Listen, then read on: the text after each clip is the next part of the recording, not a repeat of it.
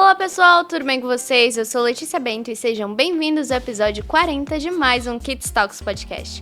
Lembrando que o nosso principal objetivo é trazer personalidades de diferentes áreas, como negócios, empreendedorismo, ciências e artes, para que possam inspirar você como empreendedor. Hoje temos a honra de receber José Carlos Amorim, jornalista e educador de IA generativa, com o tema Profissão Indeciso, como descobrir o seu talento. Bem-vindo ao Kids Talks Podcast, Zé, e muito obrigada por ter aceitado o nosso convite. Obrigado, Letícia, obrigado pelo convite, a todos que estão assistindo o podcast. Eu escolhi esse tema porque tem aquele quadro chamado Profissão Repórter, né? Então, Profissão Indeciso, né? O pessoal sempre me pergunta muito sobre isso, porque eu fiz muitas faculdades na minha vida. Ah, entendi. Agradecemos aos nossos patrocinadores.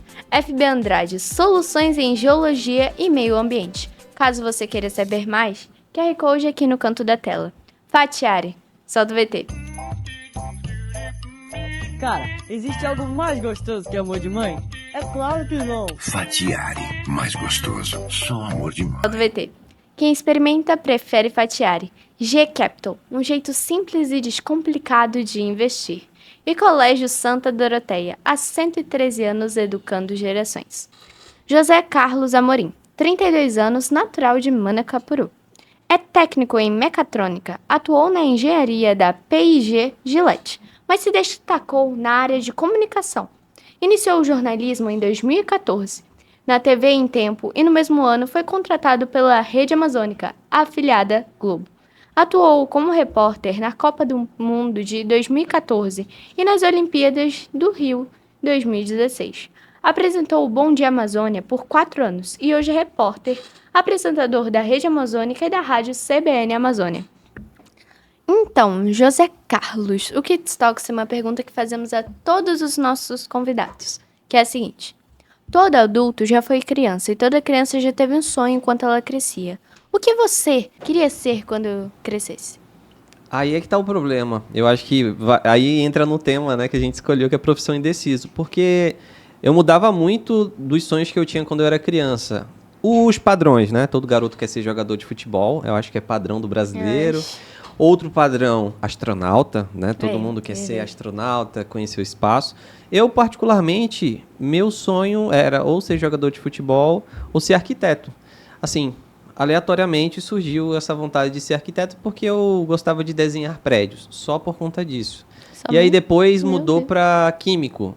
Eu queria ser químico porque eu era muito bom em matemática, e uma professora de geografia minha falou: você tem que ir para químico, porque você é bom em matemática, você vai se dar bem. Então eu acho que os sonhos que eu tive, eles mudavam tanto que eu não consegui ter um sonho específico para falar: quando eu crescer, eu quero ser médico ou engenheiro. Eu fui vivenciando tudo aos poucos e fui vendo se aquilo mesmo era o que eu sonhava para minha vida ou não.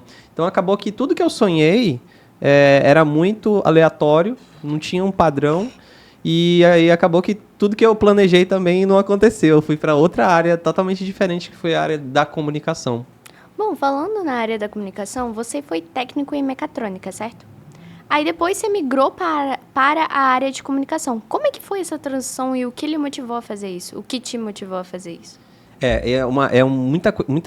Muitas pessoas me perguntam assim: mas você é jornalista, mas você também é técnico em mecatrônica? É porque a conta não bate, né? Geralmente jornalista, ele é de humanas, ele gosta de ler, e quem é da parte de eletrônica, de engenharia, é do cara de exatas. Então, são mundos que não se conectam.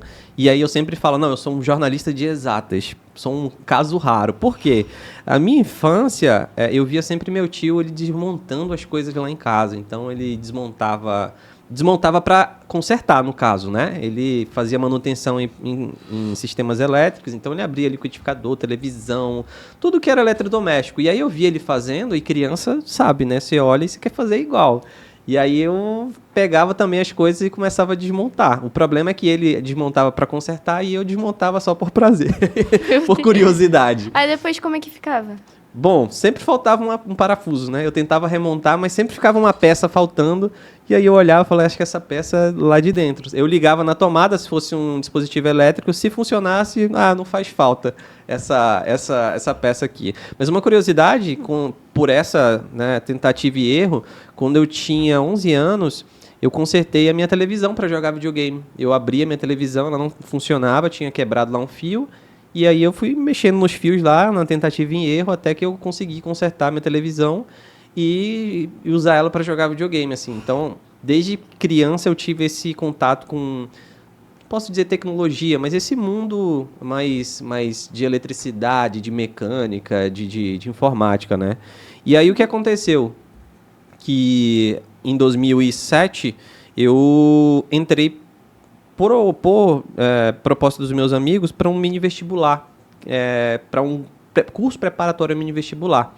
E aí a gente começou a estudar para as provas que na época era Fundação Nokia, Cefet, hoje IFAM, Escola Agrotécnica, que eram escolas de excelência que eles chamavam na época, né? E que ainda são. E aí acabei passando para a Fundação Matias Maquilini hoje, né? Hoje, na época era a Fundação Nokia de Ensino, na época que a Nokia era uma grande empresa, era uma das maiores do mundo em relação à exportação de celular e construção de celulares. E aí eu aprendi de tudo um pouquinho, assim. Na mecatrônica a gente aprende eletrônica, a gente aprende informática e aprende mecânica. Então eu vivenciei o mundo da tecnologia, da automação também, porque ele lida muito com isso. Só que o que aconteceu é que depois da Fundação Nokia, era um padrão, assim. Todo mundo que forma na Fundação Nokia vai para o curso de engenharia. Dificilmente. De uma sala de 40, eu tinha 2 pessoas que foram para medicina, outras 3 pessoas que foram para cursos diferentes, outros 35 foram para engenharias. Engenharia elétrica, na UFAM, engenharia civil, todas as engenharias possíveis. Porque é o padrão da pessoa que é de exatas, né? Ela seguir para a área de engenharia. E aí eu fui com os meus amigos também. Vocês vão para engenharia, eu vou para engenharia. Aquele negócio de eu não sei exatamente o que eu quero, mas eu vou com vocês aí. E aí cheguei lá, passei para o EA, para engenharia. Na época não tinha engenharia civil, produção, você passava para engenharia total e depois você escolhia qual que você ia cursar. E aí eu acabei vendo que, por mais que eu gostasse de exatas, de matemática, de física, eu não via aquilo sendo aplicado no mundo real, na prática. Parecia que eu aprendia, mas em nenhum momento eu conseguia aplicar na minha vida aquilo para solução para as pessoas, sabe? Não conseguia encontrar o tal do propósito. E aí eu decidi largar, em 2012, a faculdade de engenharia. Fiz 3 períodos, aí larguei para tentar medicina. Eu fui para a área da saúde porque todo mundo falava que eu tinha muito dessa capacidade de diagnóstico, de olhar para o outro e saber exatamente o que ele tinha, ou então de saber conversar, de fazer uma anamnese. E eu sempre fui criado pelos meus avós, né? Eu sempre lidei muito com a questão de saúde deles. Tentei medicina, não passei, e acabei passando para o curso de enfermagem. Aí eu cursei enfermagem porque as disciplinas de enfermagem são praticamente as mesmas de medicina. Na minha cabeça eu pensei, vou fazer enfermagem porque eu já vou estar aprendendo sobre medicina, né? E realmente aprendi.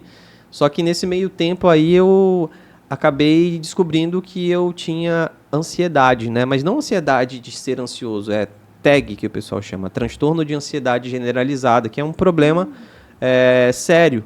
E para tentar sair desse sofrimento, eu comecei a gravar vídeos pro YouTube, porque eu gostava muito de gravar vídeos. Na época estava bombando o canal do Porta dos Fundos, e eu fiz um canal meio que semelhante, né, só que numa versão universitária. Então eu pegava as ideias da UFAM e transformava em humor. Na época eu estava na UFAM. Como era o nome do canal? Nos fundos da UFAM. Tem até hoje no YouTube. Sério? Sim, nos fundos da UFAM tem até hoje no YouTube. Tem os vídeos até hoje. E foi de lá que eu fui encontrado, assim, na comunicação. Porque teve um vídeo meu, o primeiro deles, chama Rei do RU, que era uma paródia da época do... É esse daqui?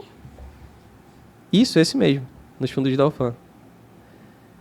Peraí, dá pra ver aqui o primeiro vídeo, que foi o Rei do Camarote? Tem o Rei do RU, nos fundos da UFAM, Rei do RU, que tem, eu acho que quase Aqui, 100 ó. mil... Esse aí, esse daí. Esse daí é o... 10 anos? 10 anos. 10 anos, né? 10 anos. Na época que o YouTube era mato, né? Na verdade, sabe qual é o meu primeiro vídeo do YouTube? Qual? É um vídeo que eu tô com outros 2 amigos brincando na chuva. O nome do vídeo é Dançando na Chuva, ou alguma coisa assim. É de 2007 esse vídeo. 2007? 2007. Foi quando o YouTube foi lançado no Brasil. A gente, na época, conseguiu uma câmera e subiu esse vídeo lá. Então, meu primeiro vídeo no YouTube é de 2007. E acabou... Eu sempre gostei muito, né? Eu tô desse me negócio sentindo de uma vídeo. recém-nascida agora. Pois é. Meu Deus, eu sou muito recém-nascida. E aí, o que aconteceu, Letícia? Eu me descobri na comunicação, porque uma diretora de jornalismo viu esse vídeo, que você viu aí de 10 anos, e ela me chamou para ir lá na emissora dela. E ela perguntou assim, você é da área de comunicação, jornalismo? Eu falei, não, eu sou de enfermagem. E aí, Totalmente, assim, meio aleatório, muito aleatório. Ela falou, nossa, mas você tem a facilidade de comunicação, você lida bem com a câmera e tudo mais, você já não imaginou assim, sendo, né, da área de comunicação? Vem aqui semana que vem, ver como é que funciona, de repente faz um teste aí. E aí eu fui lá, desempregado, não tinha um tostão no bolso, falei, vou lá e Vai entendi. ver que eu consigo, né? Vai que, né? Entendi um pouquinho como funcionava lá o processo do jornalismo, era bem diferente do que eu fazia, porque eu trabalhava com vídeos de humor, né? O jornalismo é um negócio mais informativo, com mais seriedade.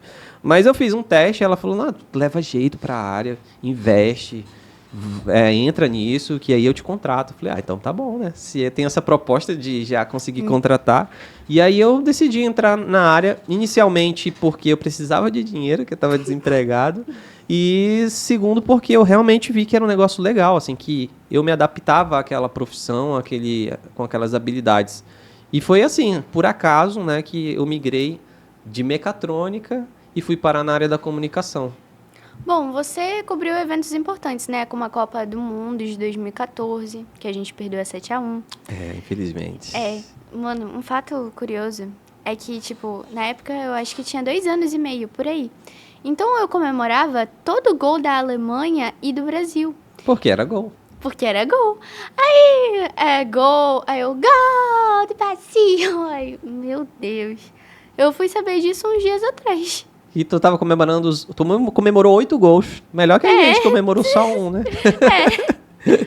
Bom, e também as Olimpíadas Rio 2016. Então, qual foi a sensação de você estar lá, cobrindo todo o evento? E também, como isso impactou você na sua carreira? Eu sou um apaixonado por esporte. Eu gosto muito de eventos esportivos, Olimpíadas e Copa do Mundo. Skateboard. O skate faz parte da minha vida desde da infância. Posso citar daqui a pouquinho em detalhes, mas em 2014 foi quando eu comecei no jornalismo. E acabou que eu já estava pegando ali a Copa do Mundo no Brasil e com jogos em Manaus, né? E jogos importantes, como Inglaterra e Itália, teve a Suíça, teve Portugal. E eu não tinha ideia da magnitude daquilo até vivenciar tudo. Porque eu vim aqui para o Largo de São Sebastião conversar e fazer reportagem de torcida, e eu conversava com gente da França, de Portugal, ingleses, que foram os primeiros a chegar. Era um momento de muita alegria. A Copa do Mundo, né, é esse momento de alegria, e você conversando e conhecendo outras culturas, outras pessoas. Foi um momento muito mágico, assim, vivenciar a Copa do Mundo no Brasil, especialmente em Manaus, pela profissão de jornalista, te proporcionar as entradas mais facilitadas nos locais, né?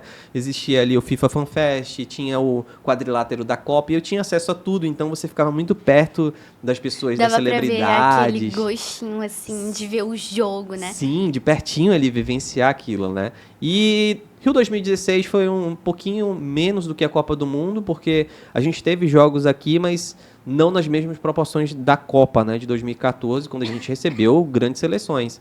Mas para quem é apaixonado por esporte, Olimpíada e Copa do Mundo, você vivenciar isso é um momento mágico, assim, que te traz confiança para saber que você está preparado para tudo. A gente diz que no jornalismo a gente tem um ciclo de 5 anos onde a gente vivencia tudo que 5 anos a gente vivencia tudo que você pode imaginar na carreira de um jornalista. Você vivencia a Copa do Mundo, Olimpíada, eleições, seca, cheia, tudo isso, sempre os mesmos eventos no período de 5 anos, você já depois só começa a repetir. É Olimpíada de novo, é Copa do Mundo de novo, é cheia de novo, é seca de novo, é eleições de novo.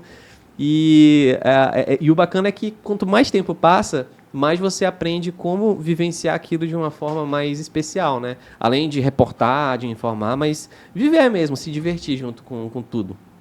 Bom, como é que foi trabalhar como repórter e apresentador na Rede Amazônica e na Rádio CBN Amazônia? E quais foram os desafios específicos dessa região? Como foi trabalhar como repórter e apresentador na Rede Amazônica e na Rádio CBN Amazônia? E quais foram os desafios específicos que você enfrentou quando você trabalhava?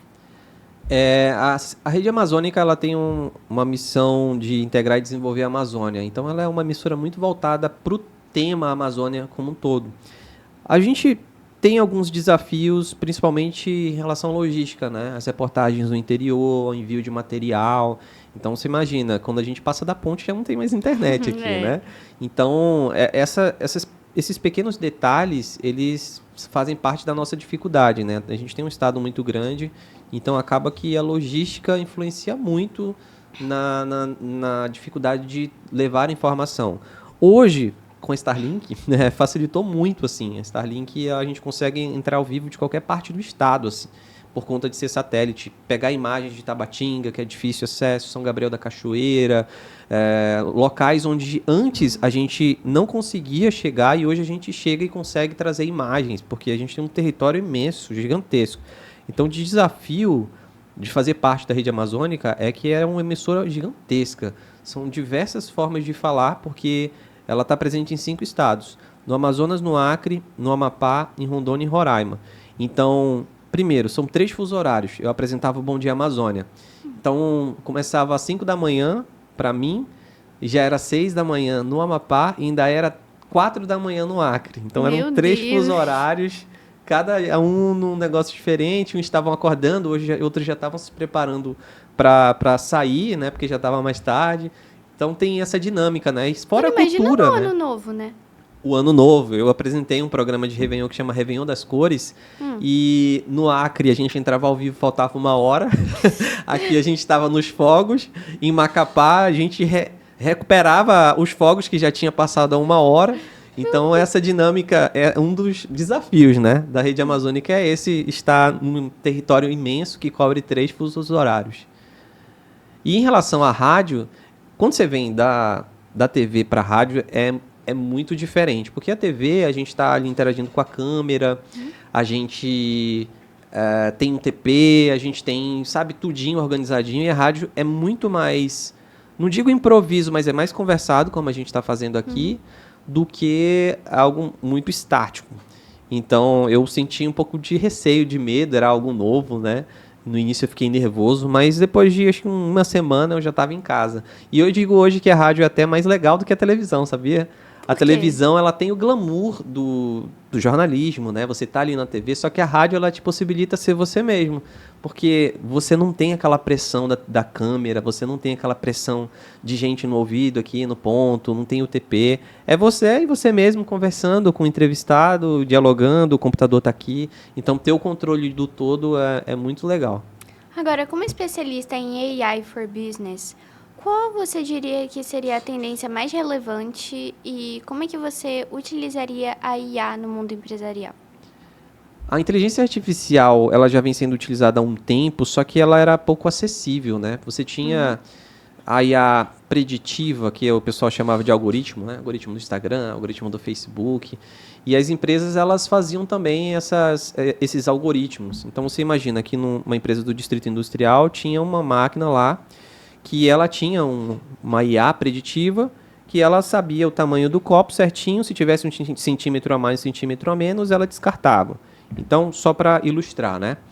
E hoje existe a inteligência artificial generativa, né? Que ela combina já padrões que existem para gerar algo, eu não diria que novo, mas ela combina algo que parece novo. Por que eu digo que não é novo? Porque ela já foi treinada com dados existentes gerados por nós humanos. Então, ela não gerou nada do zero. Mas ela cria algo incrível. É que nem a nossa criatividade, né? A criatividade é a combinação de ideias que você tem para criar um novo ponto. Mas nada é do que a criação de algo que já existe. E hoje está muito acessível você utilizar a inteligência artificial. Então, imagina uma empresa pequena que tem ali dificuldades para atender muitos clientes, porque o mesmo cliente o mesmo trabalhador que está aqui atendendo a Letícia é o mesmo que está no WhatsApp atendendo um cliente online. Aí que vem os chatbots, né? Exatamente. Pra poder fazer assistência. E os chatbots, antes, eles eram no sistema de apertar botão, né? Então, você apertava botão e ia sendo guiado. Hoje, não. Hoje, você consegue treinar um chatbot para que ele haja de forma bem natural, conversada mesmo. Então, esses dados que são gerados, o empresário consegue utilizar. Então, para atendimento, hoje a inteligência artificial está muito, muito legal, está muito boa mesmo. Você consegue deixar a IA sozinha lá atendendo e marcando consulta e agendando, porque além de utilizar a inteligência artificial em si, que ela gera algo, né? Ela consegue gerar frases, conversas como se fosse um humano, você consegue utilizar integradores. São programas que pegam a inteligência artificial e jogam para uma agenda do Google Calendar, ou jogam para um CRM, que a gente chama, né? Um local onde armazena os dados daquele cliente. Então, você consegue integrar muitas ferramentas para deixar o processo todo automatizado. Então, tem gente hoje que você consegue, entra no WhatsApp, você conversa ali com a inteligência artificial, ela mesma já agenda, e o humano só vai saber qual agenda que ele tem, quem que marcou, os dados todos. Então, pelo menos nessa questão de atendimento, está muito avançado já. E um outro ponto, e fora que é bem mais acessível, né? Você consegue hoje plataformas por R$100 mês que te oferecem chatbots muito bons. E além disso... que tem o custo, né? Porque se tivesse várias pessoas fazendo a mesma coisa, ia sair mais caro. Então, meio que o chatbot, ele economiza um pouco de dinheiro e também é mais fácil de manusear, eu acho. Sim, bem mais, porque você imagina, para fazer uma contratação, vamos pensar aqui no modelo do empreendedor que está assistindo a gente, o empresário. Você vai contratar um atendente, né? Se for, tem que ser no modelo CLT, um salário mínimo, vamos colocar aqui um salário de R$1.500. O atendente vai receber R$1.500, só que o empresário ele também tem as obrigações dos impostos. Então, no final, esse atendente ele vai sair por praticamente o dobro. Então, vamos colocar R$3.000, pagando os impostos tudo direitinho. Então, aquele funcionário de R$1.500, ele não custa R$1.500 para mim, ele custa R$3.000. Isso só para ele atender. E, às vezes, o que acontece? A gente é humano, a gente cansa, a gente fadiga, a gente fica estressado. Então, para atendimento... A gente fica doente, como a Letícia está hoje aqui. E para a gente, que é humano, chega um momento que esse contato com outro humano pode ser não tão satisfatório. E você tendo um chatbot para realizar, eu não digo para substituir o ser humano, mas pega esse humano que você tem contratado e coloca ele para uma outra função que ele exerce bem. Então, você tem aquela mesma pessoa que era um atendente, mas ela podendo fazer outros agendamentos, outras coisas. Você consegue dar mais produtividade para esse humano do que aquele contato estressante com outra pessoa e deixar um chatbot que te custa 100, sei lá, R$200 por mês. Só isso, sem impostos, e você consegue facilitar essa entrada, né? Então, o problema é que é tudo muito novo. De verdade, é tudo muito novo. 2024 é o ano que a gente está aprendendo o que dá para fazer com IA generativa. Então, eu acredito que 2025 é que as pessoas realmente vão cair na real do que dá para usar. Porque a maioria dos empresários eles têm medo de investir em algo que não vai dar retorno, porque é muito novo, né? Então, geralmente, eu só uso algo que já está consolidado no mercado. Ah, tá todo mundo usando, eu vou usar também. É que nem o WhatsApp lá. No início, todo mundo começando a baixar, mas nem todo mundo tinha. 2000 e... nem lembro, mas eu tive o WhatsApp em 2014, quando eu comprei meu celular, smartphone. E aí, no início, as pessoas assim, tu tem WhatsApp? Tenho. Tu tem? Não. Tu tem? Era assim. Alguns tinham, outros não. Hoje, é inimaginável você perguntar para alguém, tu tem WhatsApp? A pessoa falar não. Não é verdade? É só se a pessoa não tiver um telefone. Exatamente. E exatamente assim vai caminhar a inteligência artificial, vai ser algo natural. Ela vai estar presente em tudo, no microfone, no fone, na garrafa, na xícara. Ela vai ter uma integração para te facilitar a vida. Bom, agora, para alguém que está indeciso sobre a sua carreira ou sobre o que ela deve seguir, quais conselhos você daria para ela? E como é que você ajudaria ela a decidir o que ela quer fazer para a vida? Vamos simular a Letícia, por exemplo. Letícia, hoje, o que ela pensa para o futuro dela? O que ela tem imaginado atualmente? Bom, eu quero me formar no MIT e eu também quero ser especialista em tecnologia. Você gosta da área de tecnologia? Uhum. Beleza. Então, a gente pega as coisas que você gosta. Existem 4 zonas que geralmente o ser humano funciona. A zona de incompetência, que é aquilo que a gente é incompetente para fazer. Geralmente aqui estão os hobbies. Nessa zona, você faz porque gosta, mas não é bom naquilo. Por exemplo, eu gosto de jogar futebol, mas eu não sou bom no futebol. Eu estou na minha zona de incompetência. Mas não me impede de jogar. Existe uma outra zona, que é a zona de competência, que é aquilo que você é competente para fazer. Por exemplo, eu escrevo muito bem. Bacana. Mas outras pessoas também escrevem muito bem. Não tem diferença. Eu escrevo, Letícia escreve. Então, essa é a zona de competência. Existe uma terceira zona, que é a zona de excelência. Aqui, os profissionais eles já começam a se diferenciar. Na zona de excelência é aquela pessoa que ela é muito boa naquilo, que não tem outra pessoa que faça igual a ela. Então, aqui é uma zona onde geralmente todas as empresas procuram um funcionário, que é aquela pessoa que ela é muito boa em algo específico e que não tem outra pessoa no mercado que faça. Só que existe uma zona que pouco se fala, que eu busquei muito assim para encontrar essa zona, que é a zona de genialidade. Na zona de genialidade, ela não é uma zona que você chega e fica nela assim, vou escolher ser jornalista, pronto, essa é a minha zona de genialidade.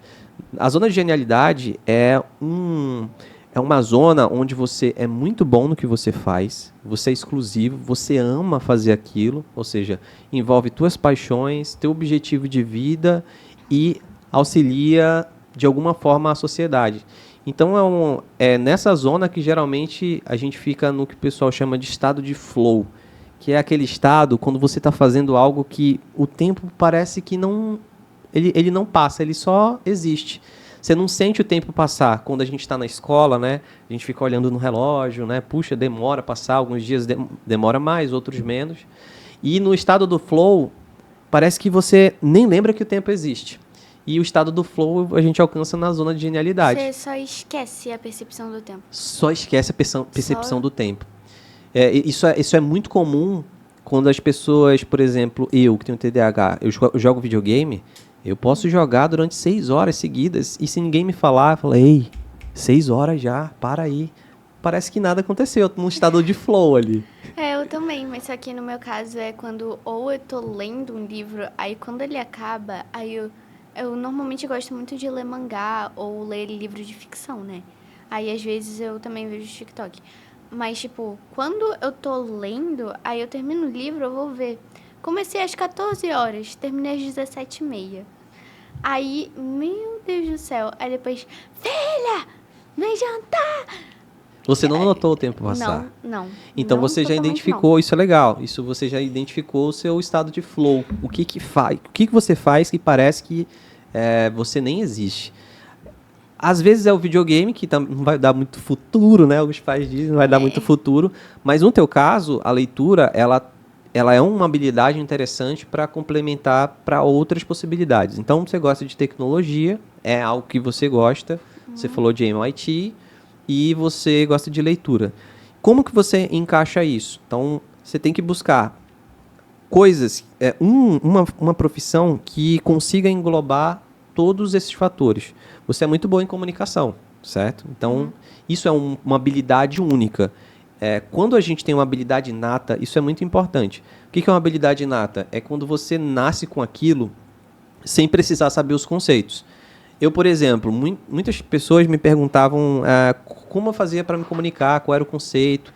Eu não entendia os conceitos. Depois que eu fui entender a técnica da comunicação, mas eu sabia aquilo, era nato meu, é nato nosso, que é comunicador, a gente consegue comunicar, falar, conversar sem ter muita dificuldade. É natural nosso isso. Mas para quem não se sente muito, parece que ele Aquele frio na barriga, precisa aquela de coisa na espinha. um script para poder funcionar.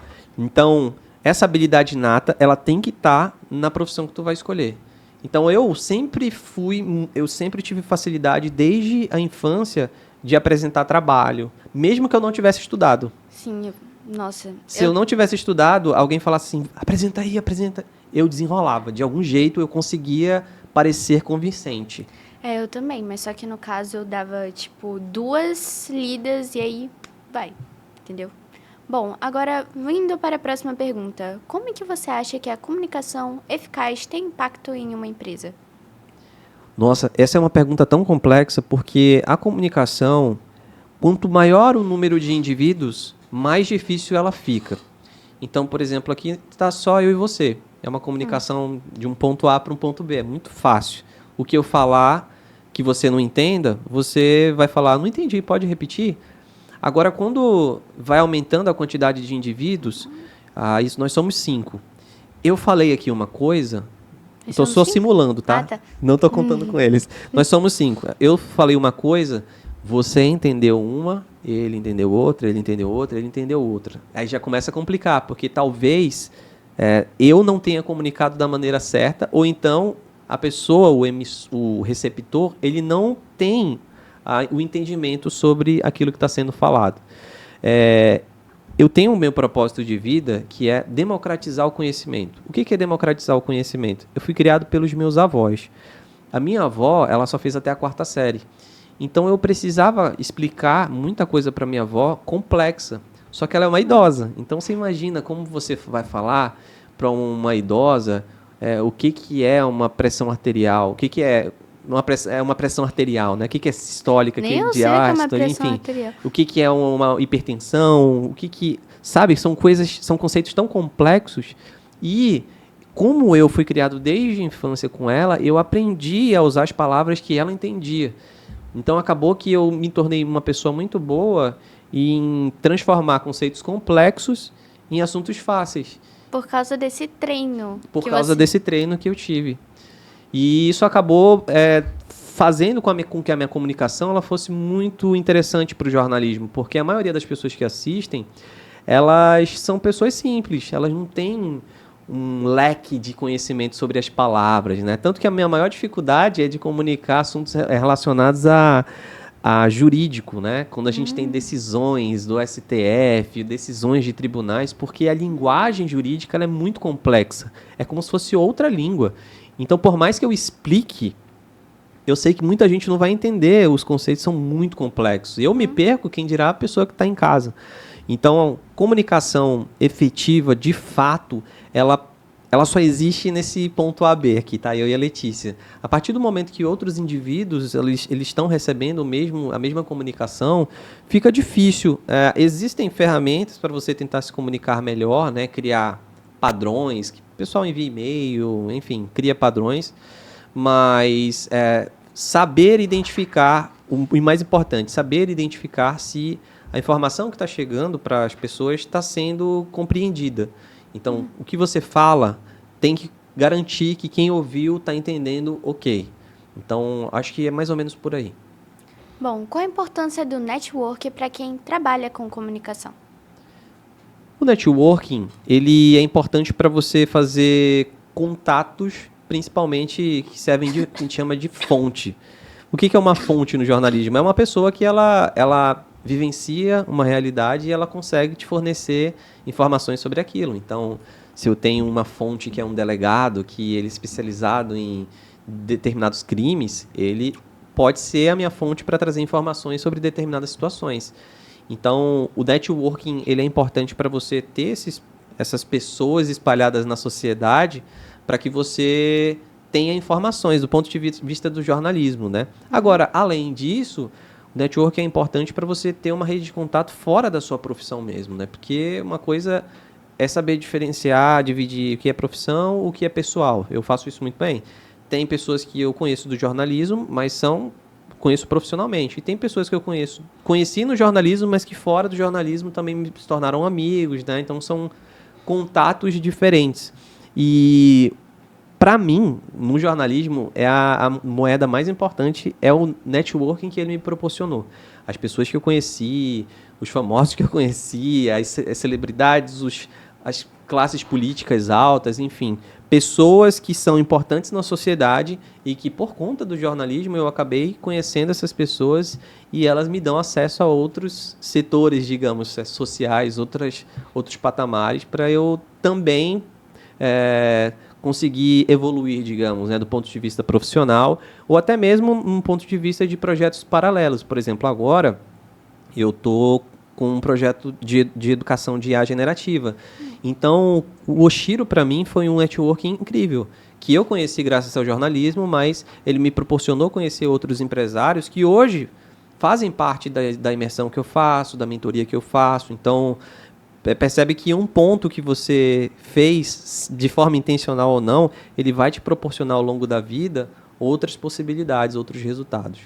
Bom, agora, a região amazônica, ela tem uma cultura diversificada e também é uma região muito rica em recursos naturais, certo?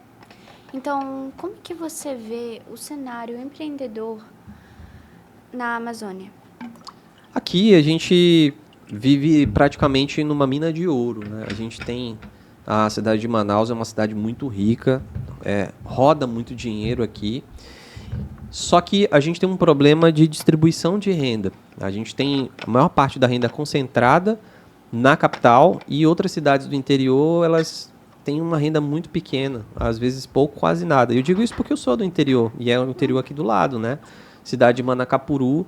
E a realidade do interior é muito diferente da capital. Inclusive, eu demorei muito a me adaptar ao ritmo da capital, assim. É uma cidade muito movimentada, muita gente. E eu sou mais simplão, assim, eu gosto de uma coisa mais fim da tarde, mais tranquilo. Não sei muito bem.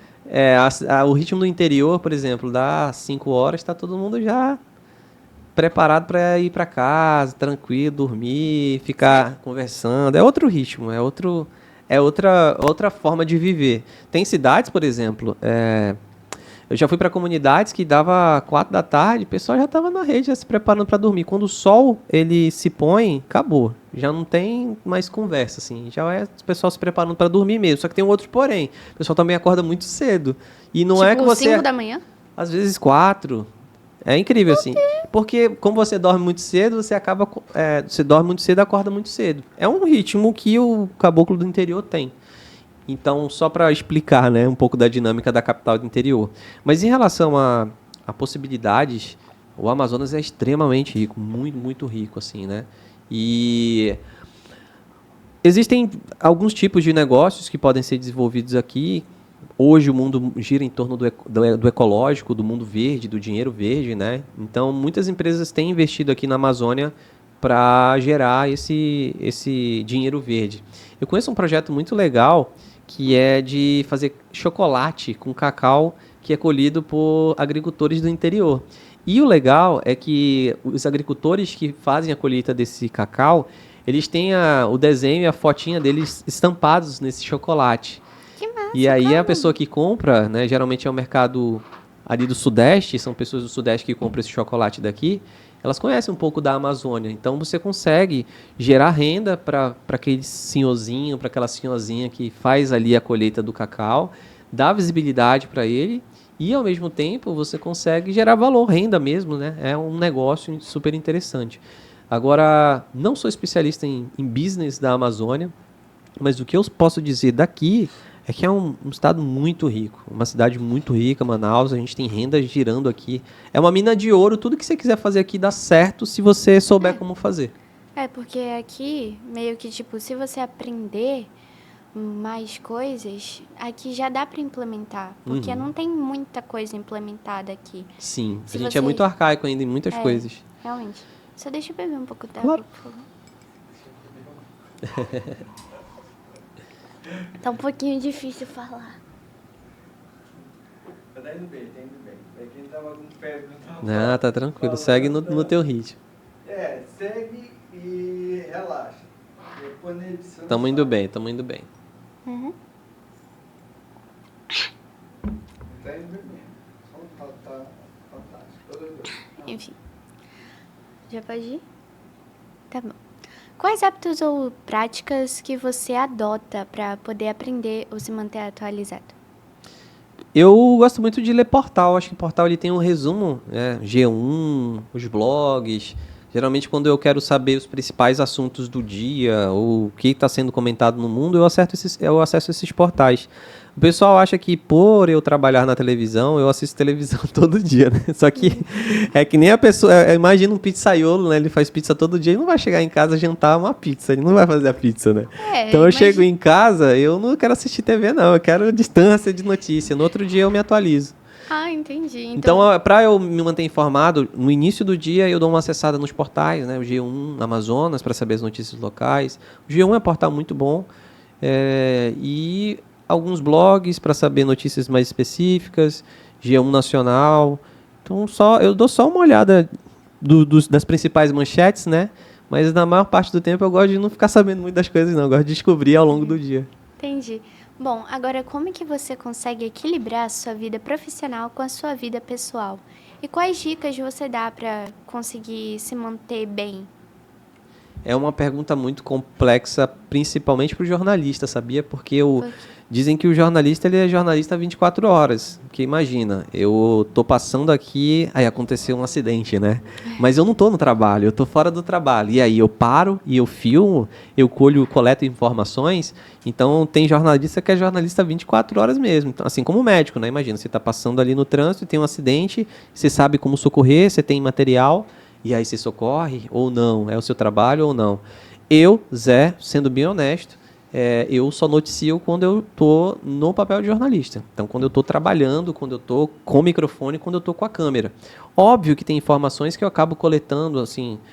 uma vez eu estava passando na Torquato Tapajós, teve um acidente lá, eu parei, fiz uns vídeos, né? Coletei informações, enviei para a redação, porque era meu trajeto e eu não estava ocupado, né? Então eu vi que era algo importante e que eu ia poder somar. Não estava no meu horário de trabalho, mas me possibilitou ajudar a empresa. Mas eu consigo fazer isso muito bem, muito bem. Eu saio da porta para fora, eu sou o Zé que gosta de andar de skate, que é apaixonado por inteligência artificial, que gosta... A inteligência artificial é um negócio incrível porque, assim, a gente tem um estilo de aprendizado, né?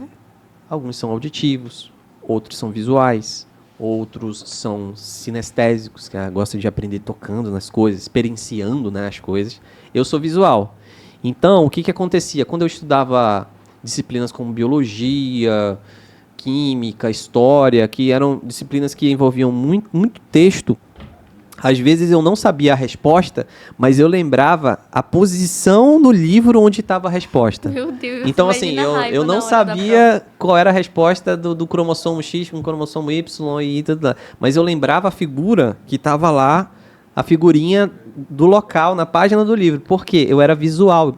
Só que o nosso modelo de ensino ele é expositivo, que geralmente é o livro lá, ou então o professor com slide, muitos textos, você decora esses textos, né? Você tenta replicar na hora e tenta replicar na hora da prova. Mas esse é um modelo você não acaba aprendendo exatamente, nada, né? que para mim nunca funcionou, porque eu era visual. Se eu olhasse assim um negócio e depois me perguntasse 100 coisas sobre aquela imagem, eu ia conseguir descrever, porque eu sou muito visual.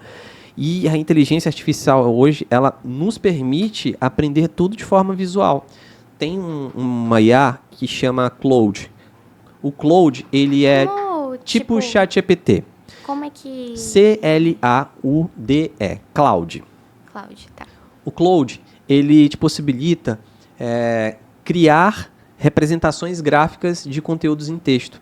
Então eu consigo hoje pegar um PDF de um texto chatão que eu não gostaria de ler e não entenderia, e eu falo para ele assim: transforme isso numa apresentação interativa e visual para que eu aprenda melhor.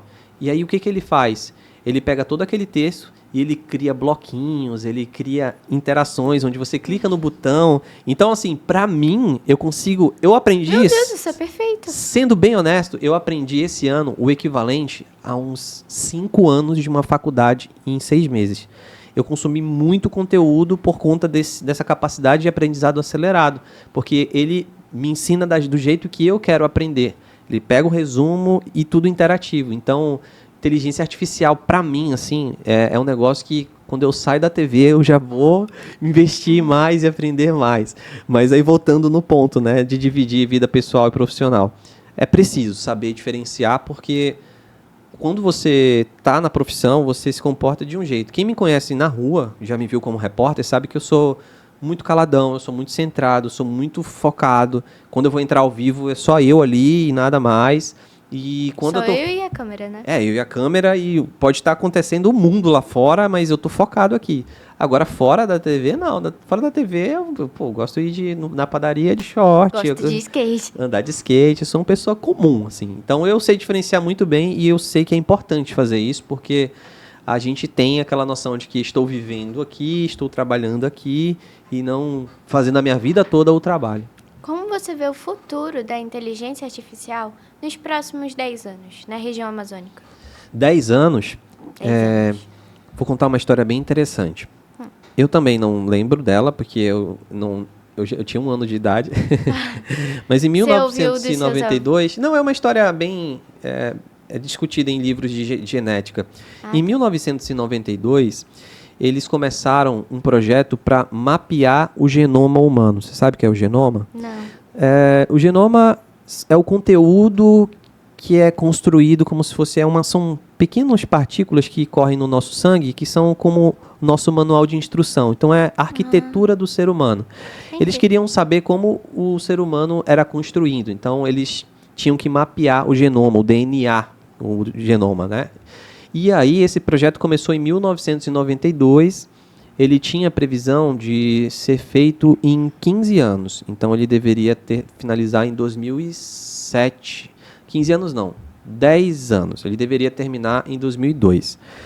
Ele iniciou esse projeto e quando chegou em 1997, ou seja, já tinham passado aí 6 anos, né? Só tinham mapeado 1% do genoma humano. Meu Deus. E aí, na época, tinha um futurista. Esse é o nome da função mesmo. Existem pessoas que são futuristas, que são aquelas pessoas que conseguem identificar o que pode vir lá no futuro. O futurista da época, que estava participando desse projeto de codificar o genoma humano, ele falou o seguinte, perguntaram para ele, falou, 1% só vocês decodificaram em 6 anos aí, então vocês não vão conseguir finalizar até 2002. E ele falou, na época, 1% é 90% do processo. É uma matemática que não fazia sentido nenhum, mas ele falou, 1% é 90% do processo. Vamos seguir. E aí, beleza. Em 1997, 1%.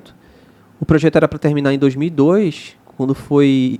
Não, era para terminar em 2005 mesmo. Quando foi em 2002, 3 anos antes, eles finalizaram o processo. E aí, depois de tudo isso, ele explicou que existem alguns aspectos do ser humano e da história que eles não seguem as leis naturais da física, da química, da física quântica. Eles acontecem de maneira exponencial. E aí, né, surgiu essa ideia de que, em vez de crescer de 1 em 1, ele cresce em 1, 3, 7, 9, 1, E a IA, ela segue na mesma proporção de crescimento. Se você pegar hoje as ferramentas, o que elas entregam hoje, há 6 meses atrás, era pouquíssima coisa. Era como se a gente comparasse um ratinho com uma baleia em 6 meses. Ela cresce muito rápido.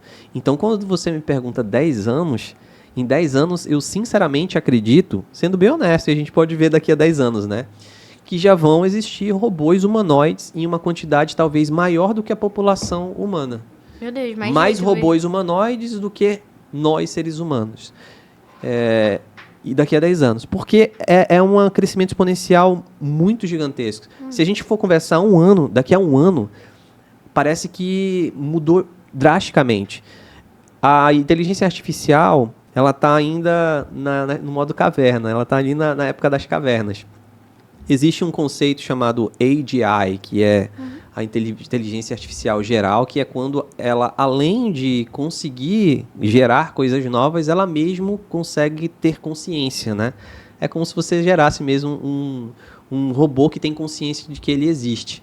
Então, se você me perguntar daqui a 10 anos, eu acredito que já teremos esses robôs humanoides conscientes do que estão fazendo, ajudando a gente no dia a dia, aqui no podcast, conversando aqui do meu lado. Imagina se você pudesse, ter um especialista, um técnico que pudesse fazer esses robôs, aí contratava o especialista ou contratava o técnico, já teria um novo emprego para essa área, né? Sim, e o que vai acontecer, que pode acontecer, é que é uma máquina de robô que cria robô. Então, É Uma a máquina única... de robô que cria robô. Exatamente. Aí tem uma máquina de robô que cria o robô e que Ele é tem só o uma humano outra só supervisiona se tá dando tudo certo. É uma linha de produção de robôs que funcionam robôs.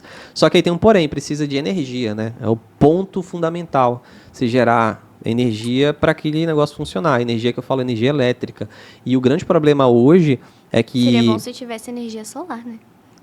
O grande problema hoje de energia em relação à inteligência artificial é que, por exemplo, para você ter a capacidade de dados para gerar para todo mundo, você precisa de um parque gigantesco, assim, de diversos... Imagina um CPU de computador, um parque gigantesco de diversos CPUs para caber todos os dados que a gente precisa para ter uma AGI, né, que é uma inteligência artificial geral. Só que para ligar todos esses CPUs eu preciso de energia. Como é que eu vou gerar essa energia? Tipo, eu não posso simplesmente ligar na tomada, é muito mais energia do que a gente imagina. Então a gente ainda tem essas limitações físicas mesmo, de não ter energia suficiente para ter condições de manter essas máquinas rodando para entregar mais eficiência. Já existem, muitos cientistas já têm capacidade de desenvolver robôs humanoides inteligentes e tudo mais, mas ainda não tem a ferramenta para isso, ainda não tem ali o negocinho final para poder dar certo. Bora recomeçar. Agora o nosso quadro A Hora da Caneca, um oferecimento Olha Caneca, a lembrança perfeita para o seu cliente ou convidado. Se o seu evento ou a sua empresa precisar de uma caneca linda como esta, fale com o pessoal da Olha Caneca, QR Code aqui no canto da tela. Bom, Zé ou José ou Carlos ou Amorim, a gente vai fazer algumas perguntas descontraídas, aleatórias também, e um tanto quanto pessoais, e você responde do jeito que você quiser. Tá Beleza. Bom, durante as suas coberturas jornalísticas, já passou por alguma situação inesperada ou que, tipo, não era para estar acontecendo um erro técnico? Nossa, é tão comum, né? No dia a dia, falhar a internet é muito comum. Mas tem um caso inusitado que eu acredito que é bem interessante. Envolve um caso de polícia. Eu vou tentar falar com seriedade. Mas, basicamente, havia um corpo de uma pessoa que tinha sido morta lá no Tarumã. E esse corpo, ele estava com um saco na cabeça, só que ele estava submerso numa vala assim, que era tipo um igarapézinho.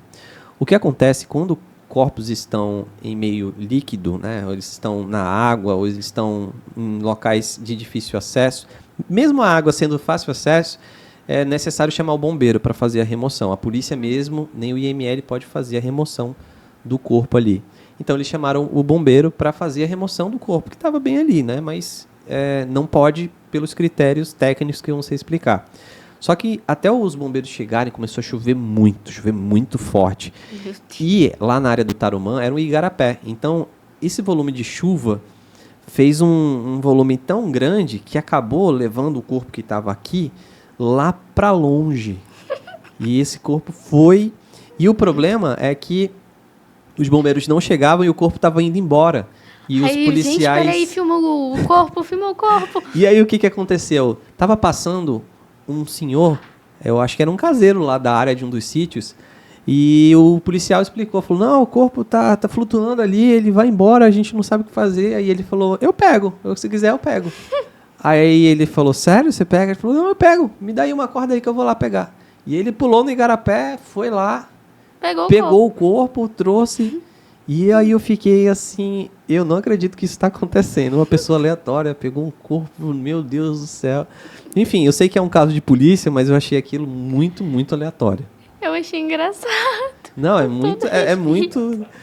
muito, eu sei que envolve, né, a morte, mas é muito estranho, né? Totalmente fora do padrão. O corpo, ele voando pra fora. E, nossa, foi uma agonia, porque assim, era um igarapé, e se ele fosse mais pra dentro, talvez eles não conseguissem mais encontrar o corpo. Ele poderia ir pro rio, em algum lugar, ia ficar difícil.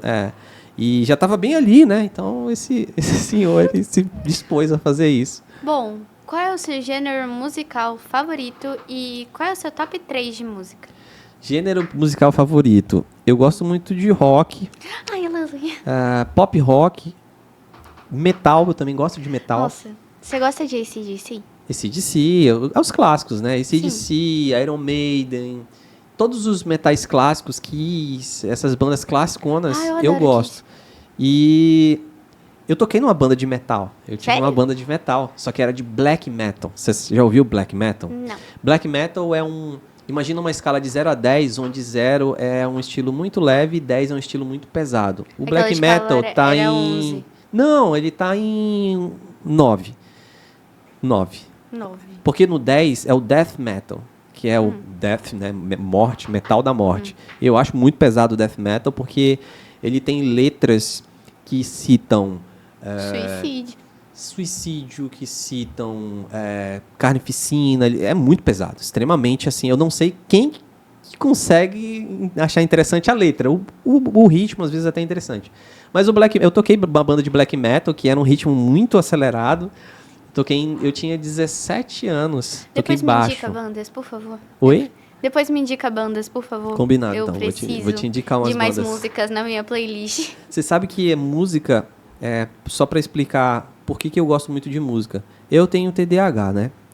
A pessoa que tem TDAH, geralmente ela precisa de alguma coisa para dar prazer para ela, porque ela não tem o prazer igual aos outros. A gente tem um prazer menor. Então a gente precisou de um chocolate, um açúcar que gera esse prazer instantâneo. Para mim sempre foi música. Então quando eu escutava música, eu sentia prazer e ficava tranquilo. E eu tinha um dispositivo que era um MP4, que era um dispositivo que pegava música nele. E aí, como eu pegava muito ônibus, eu gastava em média 2 horas de ônibus por dia para ir para a escola e ouvia voltar. música, né? Eu ia ouvindo música. E aí, música, nossa, eu sou muito grato à música por tudo. Top 3 de música. Eu gosto muito de uma banda chamada For Fun. É uma banda carioca, ela não é exatamente rock, mas ela ficou parada por 8 anos e voltou recentemente para fazer um show especial, né? Uma turnê especial. Então eu colocaria todas as 3 músicas do For Fun. Mas para não ficar muito diferente, né? Vamos colocar aqui em terceiro. Eu gosto muito de uma banda gospel chamada Rosa de Saron. Você já ouviu Rosa de Saron? Não. Rosa de Saron tem uma música chamada Muitos Choram.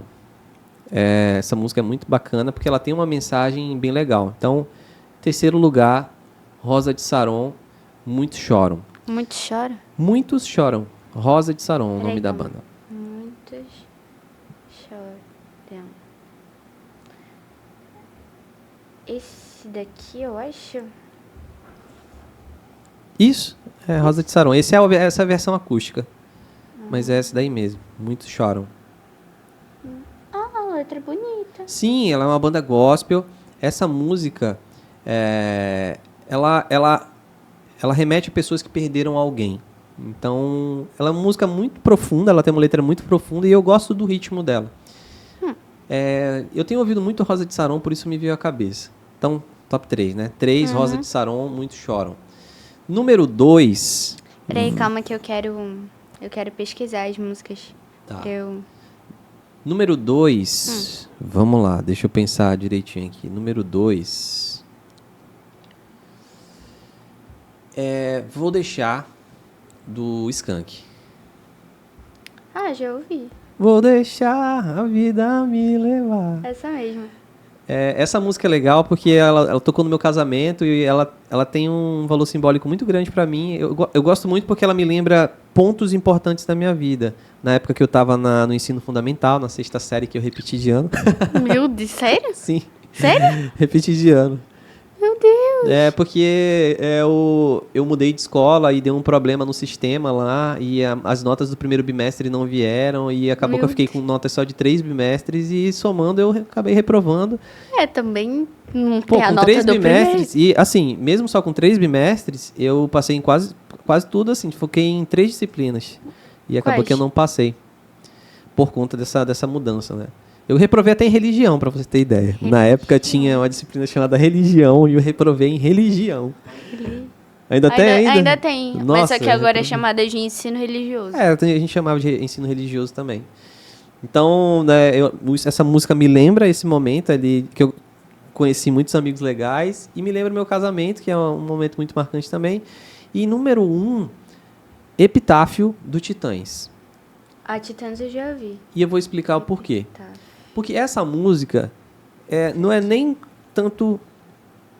Essa... Cadê? Epitáfio, Titãs. Queria ter amado mais, ter chorado mais. Você sabe o que é epitáfio? Não. Epitáfio é a frase que fica no túmulo das pessoas. Geralmente, no túmulo tem a foto, o padrão, né? Tem a foto da pessoa, tem o dia do nascimento e o dia da morte.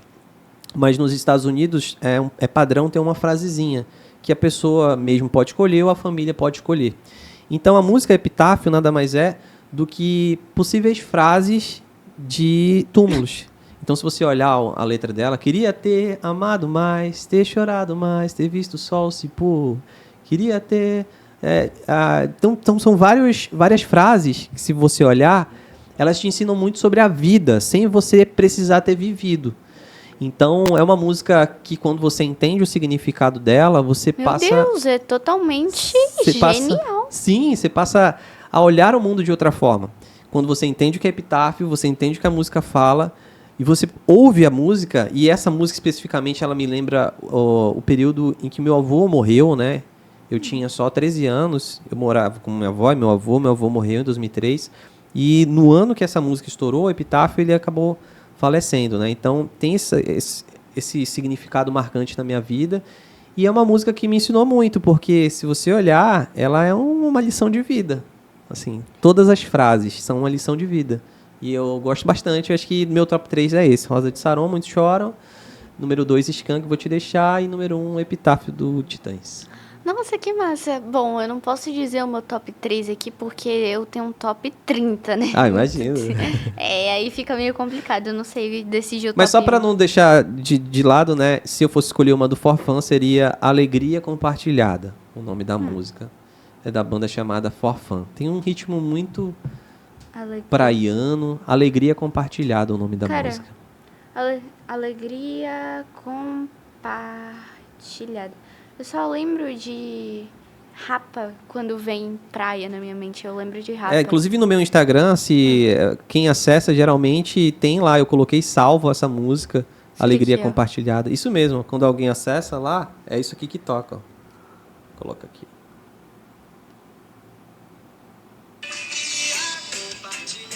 É uma vibe muito praiana.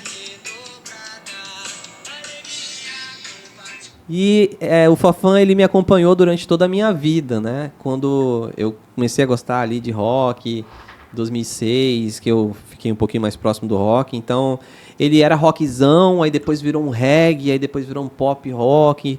E até hoje me acompanha. E, ano retrasado, eu tive a honra de tocar com o baixista do Forfã. Sério? Aqui em Manaus, ele veio fazer um show aqui. Qual foi sua reação? Nossa, sonho, que eu nunca imaginei na vida que eu ia conseguir realizar. Eu tava ali com o Rodrigo, o baixista do Forfã, um cara que eu admirava demais, tocando as músicas do Forfã. Assim, foi sensacional, foi um momento único na minha vida. Bom, agora, se você estivesse preso em um deserto ou se você fosse pra Lua, quais 3 itens você queria levar nessa viagem? Nossa, difícil, né? 3 itens. Somente 3. Somente 3. E não vale dizer ou um foguete pra voltar de volta pra Terra. Não, é pra você ficar lá, né? É pra vida você toda. ficar lá. 3 itens. Eu levaria uma Bíblia, porque a Bíblia, ela tem muitas histórias. E, bom, não sei quanto tempo eu ficaria na Lua, né? Ou no deserto. A sua vida inteira. A minha vida inteira. Eu acho que o ser humano, ele precisa... Eu sou cristão, né? Mas considerando que eu sou um ser inerte nesse deserto, ele precisa de algo para se apegar que vá além dele mesmo. E eu acho que a Bíblia, ela possibilita isso. Então, para preencher esse vazio existencial, que provavelmente iria existir por eu estar sozinho... A crise, assim. Eu levaria uma Bíblia. Segundo item, eu levaria... algo para me divertir. Talvez uma bola... Um pula-pula. Um pula-pula. Algum brinquedo, algo para me divertir, para que eu não ficasse ali no eterno sem fazer nada, andando no deserto, na lua, né? Mas se fosse para escolher, skate na lua não ia dar certo, né? E que imagina se ia pular e... Ia pular e na gravidade zero ia para lá em Marte. Então eu levaria uma bola, talvez, uma bola para brincar de alguma coisa. E um terceiro item, bom, considerando aí que eu ia ter água, tô tendo que considerar, né? Senão eu ia levar uma garrafa d'água, né? Mas No aí uma deserto. garrafa d'água pra sua vida toda não Não dá. ia dar, né? Tem que ser Iria um galão, assim. Levando em consideração que eu quero viver muito tempo nesse deserto, eu Comida. levaria... A água é mais importante que a comida, sabia? É porque você morre. Eu já fiz reportagens de menos pessoas que tempo com água. sobreviveram 20 dias sem comida. Aqui na floresta, né? 20, 21 dias. Mas sem água, 3 dias você morre. Acabou. Eu acho que eu levaria água, de alguma forma água. Um botijão de Água. água gigante, um carro-pipa. Um carro-pipa seria massa. Imagina se tiver com calor. Se você tiver com calor no deserto, aí você pega o carro-pipa e faz um banho de mangueira. Pronto, maravilhoso. tá aí. Maravilhoso. Você sabia que no deserto é frio à noite? Sim, Muito frio. eu sei que é frio porque, tipo, de dia as temperaturas são extremas. É muito quente. Uhum. Porque é o deserto, né? Mas também, quando fica à noite, fica muito frio. Eu só não sei exatamente porquê, mas eu acho que a gente teve isso na aula de geografia. Mas eu não sei exatamente porquê. Depois eu vou pesquisar. É uma propriedade que a areia tem, né? Esse material ele tem de emitir ou expelir calor. Então, o frio nada mais é do que a ausência de energia, né? É. Então, pelo dia, como tem muita energia solar, ele acaba captando, mas também acontece pela noite o contrário. Como ela tem muita essa força de expelir ou de sugar a energia, quando chega pela noite ela expele demais. Ela tem muita força a areia para expelir e acaba ficando muito frio, acaba ficando gelado demais. Agora, se você puder... Desculpa. Agora, se você pudesse criar um superpoder único, qual seria e por quê? Superpoder único? Teletransporte, Um teletransporte não é um superpoder único. não é? Não, você tem que criar um superpoder novo. Ah, tem que ser um superpoder único e novo. Superpoder único e novo. Deixa eu pensar aqui um pouquinho. Teletransporte existe. Tem que ser alguma coisa assim no fundo da sua mente, da sua criatividade. Combinações, né? Posso perguntar do chat GPT aqui? Não. Vai ser legal. É verdade, né? Aí imagina se o chat GPT diz teletransporte. Ia ser muito engraçado. Chat GPT é o seguinte: eu preciso criar um superpoder único e novo. Com base nas informações que você tem sobre mim, qual seria esse superpoder? Tem que ser um único superpoder novo. Com base nas suas características, sonhos e objetivos, o superpoder perfeito para você seria o orquestrador de realidades. Descrição do superpoder. Você teria a habilidade única de harmonizar e coordenar múltiplas realidades ao mesmo tempo, Coordenar. conectando e otimizando diferentes aspectos da vida. Trabalho, família, saúde, aprendizado, de forma a criar um fluxo perfeito e equilibrado. Isso significa que você poderia manipular o tempo e as circunstâncias Legal, gostei. para alinhar todos os seus interesses e paixões, garantindo que cada uma das suas atividades, desde empreender até passar tempo de qualidade com a família, se desenrole da melhor maneira possível. Beleza, tá ótimo. Beleza. Gostei que o nome do superpoder é... cadê? Ó? Orquestrador de realidades. Orquestrador de Eu realidades. conseguiria mexer no Manipular o espaço-tempo para estar em diversos lugares. Gostei, acho que tem muito a minha cara mesmo. Bom, Meio que... qual é aquele do que tem um negocinho aqui, da Marvel? Os Mister... não. Da capa, o da capa. Da capa? Qual? Ah, o Doutor Estranho. Doutor Estranho, exatamente. Doutor Estranho, Semelhante ao Doutor Estranho. Bom, agora, se você fosse em um universo paralelo, utilizando esse poder, né, que agora caiu bem. Não tava isso no roteiro, mas agora vai estar.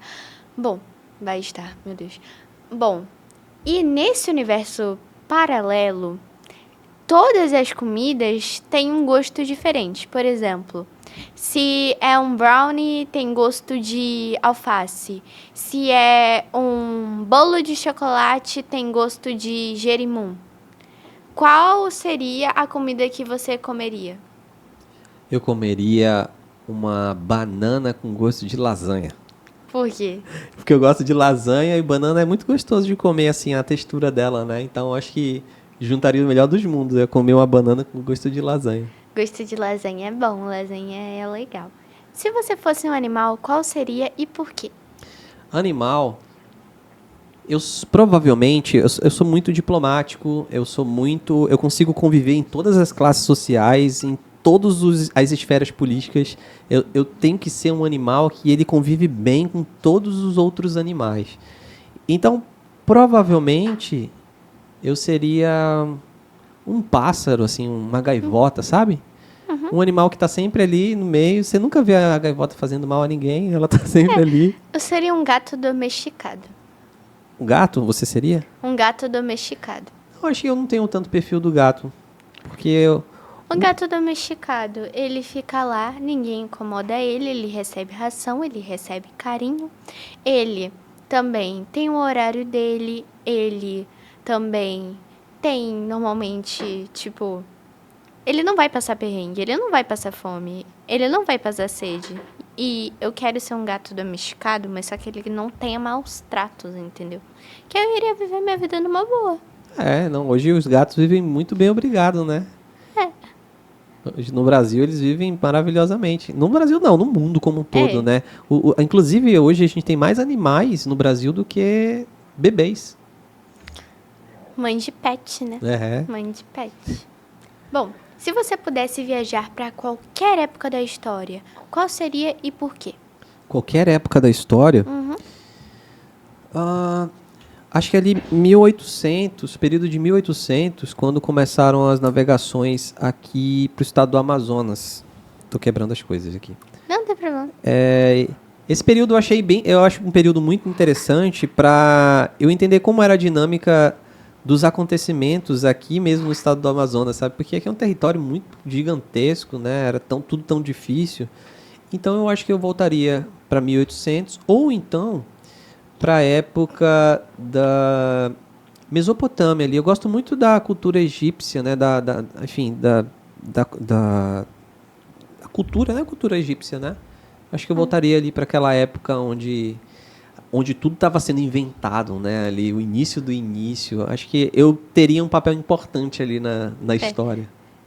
Eu queria ir pra Grécia Antiga, mas... Grécia Antiga é legal. Grécia Antiga é legal, mas eu só não iria por causa das mulheres de Atenas.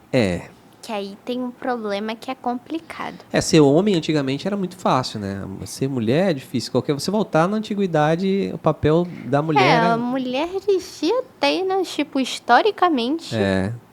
Então, pra mim é fácil voltar ali na época do Egito, né? Agora, assim, tinha a Cleópatra, né? Cleópatra. Era um diferencial ali, uma figura feminina imponente. Bom, se você pudesse aprender qualquer habilidade instantaneamente, qual seria e por quê? Qualquer habilidade instantaneamente. A habilidade de persuadir as pessoas. Por quê? Porque a pessoa que domina a arte da persuasão, porque ela é uma arte, né? O ser humano, ele funciona de uma maneira. Então, se eu apertar a sua mão assim, me dá a tua mão aqui. Se eu apertar a tua mão assim, tu vai me ver de uma forma. Se eu apertar a tua mão assim, ó, tu vai me ver de outra forma. Tu não vai perceber isso, mas o teu cérebro vai. Então, existem algumas ferramentas de persuasão. Algumas eu utilizo, outras não. Mas saber, eu não sei tudo, né? Mas saber 100%, eu conseguiria praticamente qualquer coisa. Porque persuadir não é enganar a pessoa, é convencer ela de fazer algo que você quer. Então, eu conseguiria tudo que eu quisesse. Isso é uma ótima ideia. Eu não tive essa ideia até agora. Seria massa ter. Bom, agora, próxima pergunta. Se você pudesse jantar com qualquer pessoa, viva ou com já o pé na cova, qual seria e por quê? Qualquer pessoa... que morreu não vale. Já com o pé na cova. Mas ou que já bateu as botas. Tá. Porque na cova é aquela pessoa que tá quase ali, né? Quase morrendo e que já bateu as botas. Qualquer pessoa, jantar. O jantar é um momento geralmente de é alimentação, mas ele é mais uma Bate-papo. conversa, né? Um bate-papo. Eu acho que tem algumas figuras que eu gostaria muito de jantar, que envolvem a história. Jesus poderia ser Jesus? Não. Ou entra nessa lista? Pode ser Jesus? Peraí, calma. Existe a figura histórica de Jesus, É. né? Vamos desconsiderar aqui ele como religião, mas a figura histórica desse ser que passou pela Terra é diferente. Eu acho que eu gostaria de conhecer esse Jesus humano, né? Fora o Jesus que a gente conhece da religião. Mas imagina, ele era um... Você imagina ele como uma pessoa que, mesmo sendo muito simples, ele tinha ali a arte de comunicar muito bem. Porque eu acho que a Porque principal ele habilidade de Jesus era essa, né? Ele sabia comunicar para todas as pessoas. Ele contava as parábolas porque era a realidade das pessoas, né? Então, o pescador, ele entende de peixe, ele não entende de governo. Então, ele contava a parábola do peixe para o cara entender o que ele queria dizer. Ah, Então, eu acho que seria interessante conversar com Jesus. Assim, eu converso com Jesus, eu oro. é. Mas considerando Pessoalmente, né? nesse roteiro pessoalmente, eu acho que seria um encontro diferente. Bom, mais 2 pessoas. Mais 2 pessoas? O meu tio que eu não conheci, o nome dele era José Carlos. José Carlos. Inclusive ele nasceu, quer dizer, eu nasci no dia que ele morreu. Ele morreu no dia 18 de setembro de 1991 e eu nasci dia 18 de setembro de 1991. Mano, imagina se foi reencarnação, tipo, Então, foi puxou. algumas pessoas, né, dizem que não dá porque tem um tempo de que você fica ali no purgatório, digamos assim, para poder reencarnar. Então não daria tempo. Mas a minha mãe acreditava muito nisso, até eu crescer um pouquinho, né, de que eu era em reencarnação, porque eu tinha o jeito dele. Mas era um pouco do trauma que eles tinham vivido de perder o meu tio. Ele morreu de uma forma violenta, né? Então eu queria conhecer o meu tio. Por eu carregar o nome dele, diziam que ele era uma pessoa muito boa, bem parecida comigo, inclusive, assim, inteligente, era farmacêutico. Então, meu tio, que eu acho que é uma resposta que eu nunca tinha pensado, é a primeira vez que eu estou pensando nisso mesmo. E em terceiro, outra pessoa...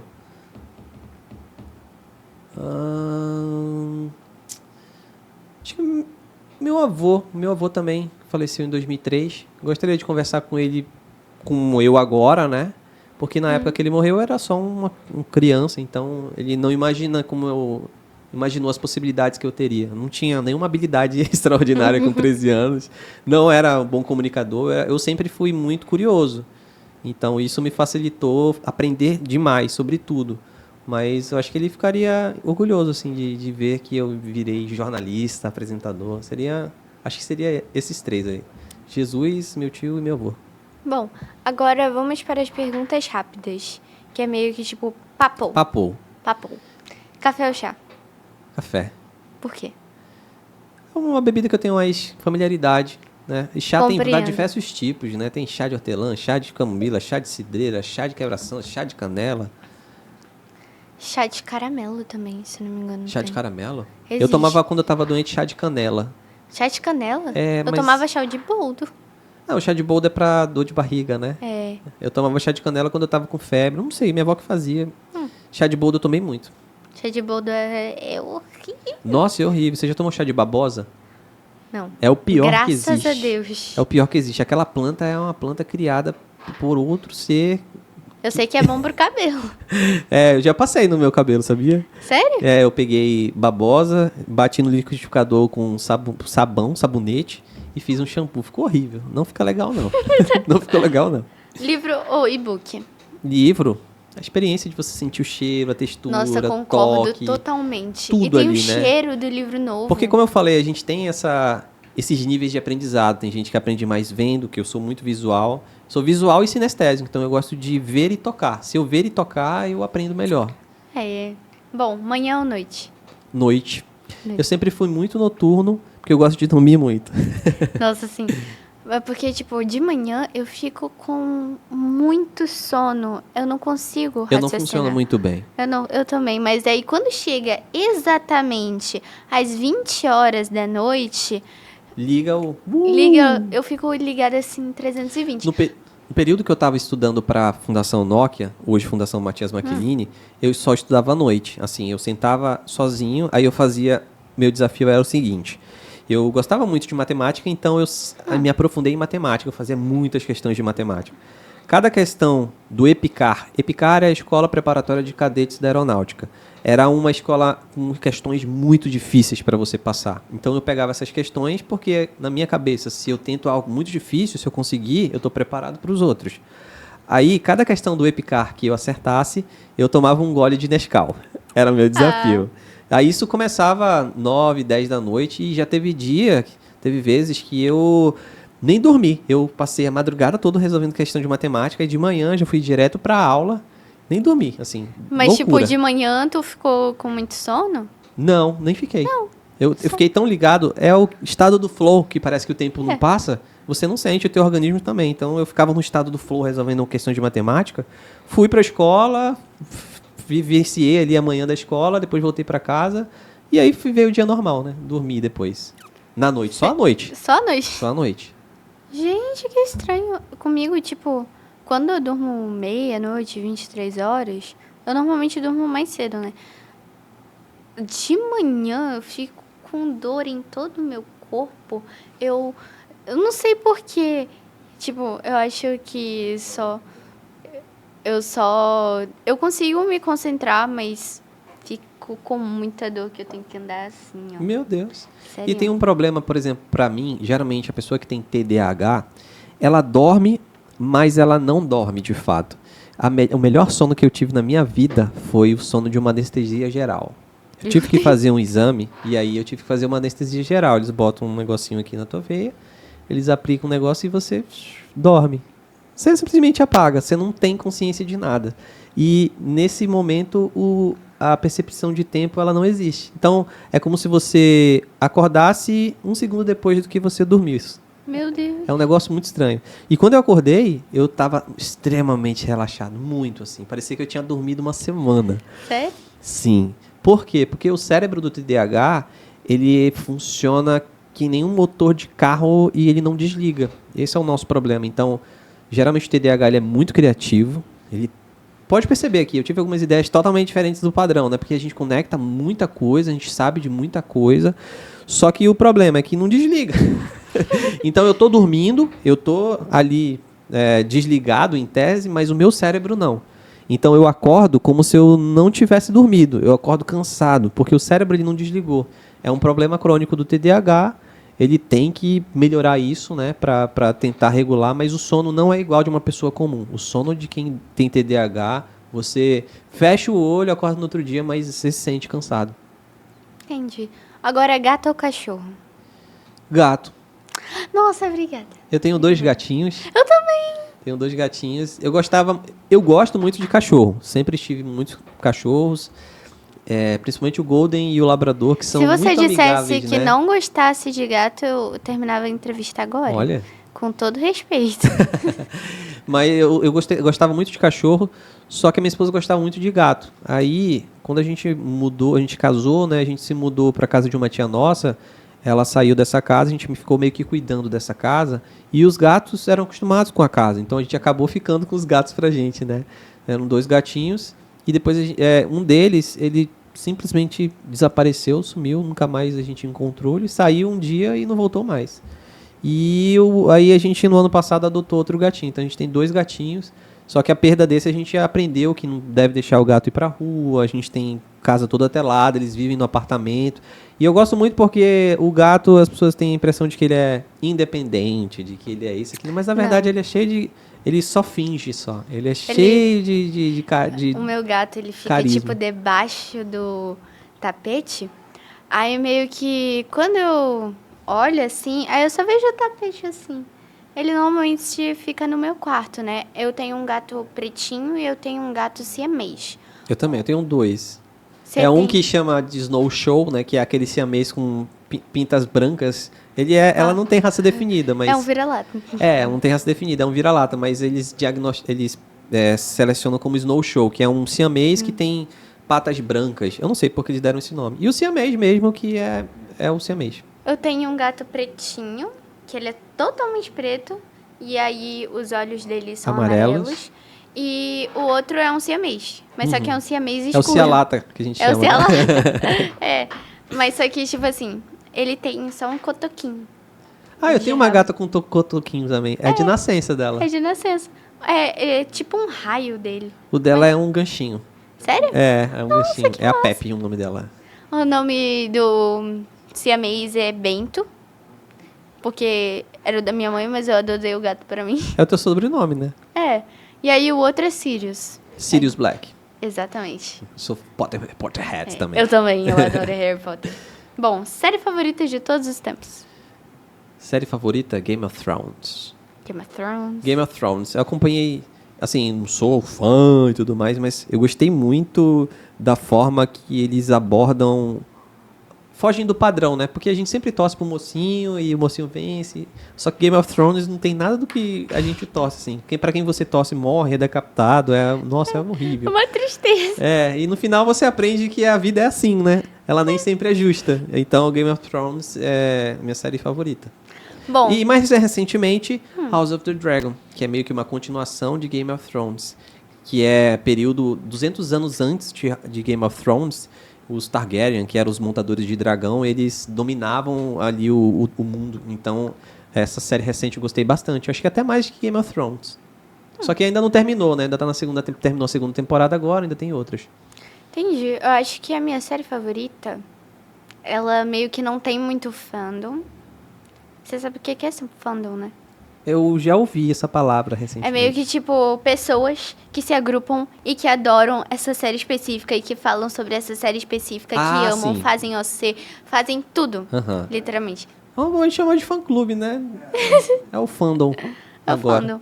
Aí meio que, tipo, se chama Psyche, que é meio que um detetive vidente, que na realidade não é vidente, porque ele teve que fingir ser vidente, porque senão ele iria ser preso por um crime que ele não cometeu.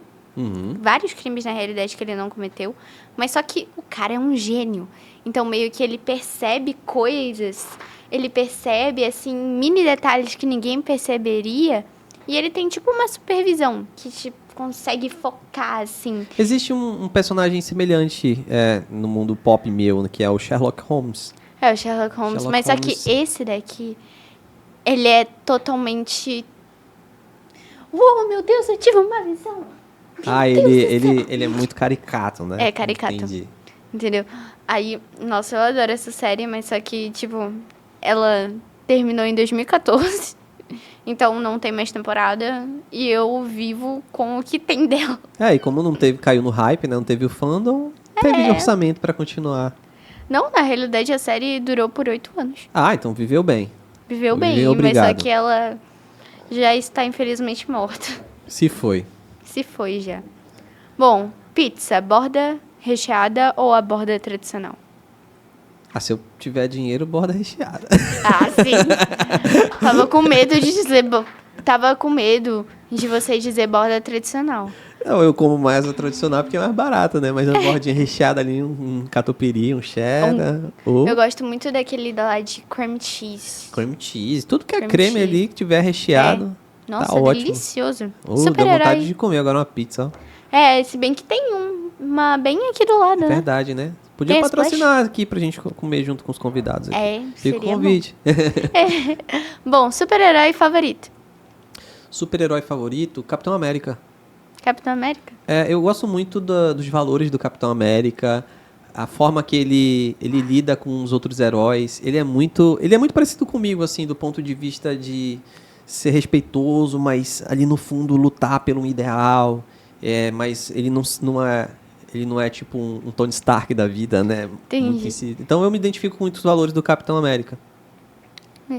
Nossa, eu gosto muito do Batman. Do Batman? Do Batman.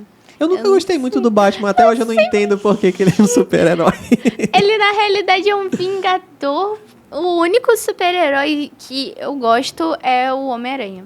O Homem-Aranha, ele é... O Homem-Aranha é massa. Eu acho que o Homem-Aranha ele tem muita identificação com o jovem padrão, né? Porque é aquele herói que ele tá ali pra cuidar da cidade, ele é o herói... Mas ele que não é ele é perfeito, ideal, entendeu? exatamente. Ele é ele é normal, né? Ele vai pra escola, ele tem uma tia, um tio, então ele vive a vida Que a tia familiar. acaba morrendo. Você pega, por exemplo, o Capitão América, pô, a história do Capitão América é meio sofrida, né? Ele não tem um passado, ele não tem uma família pra voltar. E o Tony Stark também. Então, eu acho que o Homem-Aranha ele se Batman acaba também. ele se acaba se adequando mais à nossa realidade, né? De ter uma família, de ir pra escola. Então, eu até entendo a identificação. Homem-Aranha é legal também. Homem-Aranha é legal. Bom, doce ou salgado? Doce, 100% doce. Por quê? Porque eu tenho TDAH. O TDAH ele gosta muito de açúcar, porque o açúcar ele dá dopamina instantânea, assim. Então, comer um chocolate dá dopamina instantânea. É mais delicioso. É, mas se eu puder misturar doce com salgado, fica melhor ainda. Eu geralmente eu como uma coxinha pequenininha com um brigadeiro juntos, Eu não uma mordida de cada. consigo. Pra mim, tipo, se eu comer um, já ofusca o outro. Aí eu... Nossa, eu consigo perfeitamente, eu consigo saborizar tudo. Na verdade, eu sinto mais o doce, né? Só que fica gostoso no final. Bom, a gente tem uma surpresa Aham. no nosso podcast. Que é muito especial. Que é a nossa caneca. Uhul! Aí, show. Ui, Letícia Bento. que destaque. Agora eu sou um... Quem vem aqui é o quê? Entrevistado, convidado. Peraí. Não, mas tem que criar um nome, assim, personalidade. Você agora é um Kid Stalker. Kid Stalker. Kid Stalker. Você agora é um Kid Stalker renomeado por Muito uma obrigado. caneca. Bom, qual é a sua mensagem final para o nosso público? Mensagem final para o nosso público. Escute Epitáfio do Titãs. Ai, desculpa. Mensagem final para o público e para a Letícia, que não sabe ainda o que vai fazer da vida. Experiencie as coisas, viva as coisas. Eu vi que no podcast com o Luiz Eduardo Leal vocês falaram do gato de Schrödinger, né? Uhum. Eu já abri acho que uns 300 gatos de Schrödinger, umas 300 caixas, uns estavam mortos, outros viveram. Então, assim, eu acho que o grande segredo de eu ser feliz com como eu sou hoje é porque eu vivi mesmo. O que eu acho que eu gosto? Eu gosto de engenharia? Vou tentar engenharia. Não é. É enfermagem. Vou tentar enfermagem. Não é. É administração? Vou tentar administração. Eu ia tentando, experienciando. E mesmo que eu não gostasse, o fato de eu ter vivenciado aquilo e conhecido pessoas naquela minha escolha fez com que a minha construção atual fosse muito boa. Então eu gosto da pessoa que eu me tornei porque eu vivenciei aquilo que muitas pessoas ficariam na dúvida. Então, a ideia de testar é muito legal. E não se preocupar em sair do ensino médio e já ter uma profissão em mente. A faculdade que você vai escolher provavelmente não vai ser a profissão que você vai seguir. A maioria dos colegas meus que formaram no ensino médio escolheram faculdades das quais eles não se tornaram profissionais. Eles escolheram outra coisa depois. Então teve gente que começou na engenharia e foi para medicina, gente que começou na medicina foi para química. Então, assim, não se preocupar com isso e vivenciar cada período da vida como ele deve ser vivenciado. Eu, particularmente, gosto disso. Então, Letícia, ela está aqui vivenciando o que ela gosta. Ela está apresentando o podcast, ela está se comunicando. Ela está na fase dela de criança, ela tem que viver essa fase. E vai chegar a fase da decisão, do que eu vou fazer, apesar de você pensar em MIT, tecnologia e tudo mais. Então, vivenciar, abrir as caixas mesmo do gato de Schrödinger. Havia umas 1000 delas. Não, vai abrindo, viva a vida sem, mesmo as escolhas mais difíceis, escolha. Porque quando você não escolhe, isso também é uma escolha. Se você tem algo para escolher e você não escolhe, também é uma escolha, não se posicionar para um lado. Então é bom. A minha mensagem final é: experiencie as dúvidas que você tiver na vida, que assim você vai saber se você quer aquilo ou não, se é bom para você ou não, e você também não vai se arrepender daquilo que não fez, né? Você fez aquilo, então vai chegar um momento que muita gente pergunta assim: se você voltasse no tempo, o que você mudaria? Nada. Porque se eu mudasse, eu não seria quem eu sou hoje. Eu gosto de quem eu sou hoje. Então, vivenciar. Essa é a palavra. Em quais redes sociais as pessoas podem encontrar você e o seu trabalho? Eu tô mais no Instagram, né? o José Carlos Amorim, que é o meu perfil jornalístico, digamos assim, e pessoal. Tem muita coisa de skate lá também. Inclusive tem um vídeo lá de eu quebrando a minha canela, peguei Meu 3 Deus. pontos. Tem um vídeo lá que eu corto. Tem cicatriz? Tem, tá no vídeo, inclusive dá pra ver a ferida aberta. Eu acabei escorregando e eu tava gravando, né? Então eu escorreguei e eu dei com uma canela, uma quina de ferro. E aí cortou. E aí eu chego na câmera e mostro a minha canela que lindo, cortada. gente. E eu olho assim e falo, acontece. E aí, né? detalhe, 3 semanas depois, Detalhes eu da continuo o vida. vídeo, só que já não só com corte, mas com a cicatriz. 3 semanas depois, aí eu continuo o vídeo andando de skate. Fiz essa transição, né, do corte pra cicatriz. Hoje, José Carlos Amorim, procura lá depois esse vídeo lá. E Amorim Expert A, onde eu falo mais sobre inteligência artificial para o mundo empresarial, são as redes sociais que eu mais utilizo, Instagram. Bom, obrigada mais uma vez, José, por ter aparecido aqui e muito obrigada por ter participado desse bate-papo. Inclusive, foi muito bom, inclusive. Eu realmente gostei muito mesmo, dizendo assim, de coração.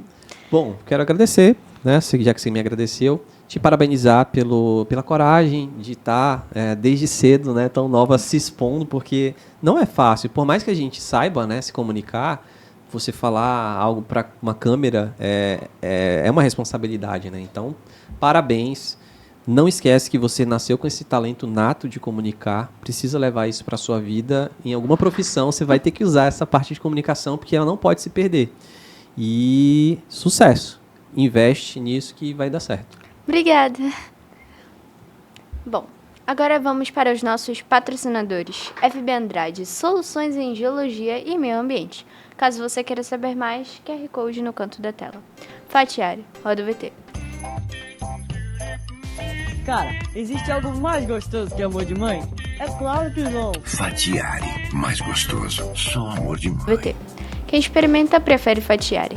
G-Capital, um jeito simples e descomplicado de investir. E Colégio Santa Doroteia, há 113 anos, educando gerações.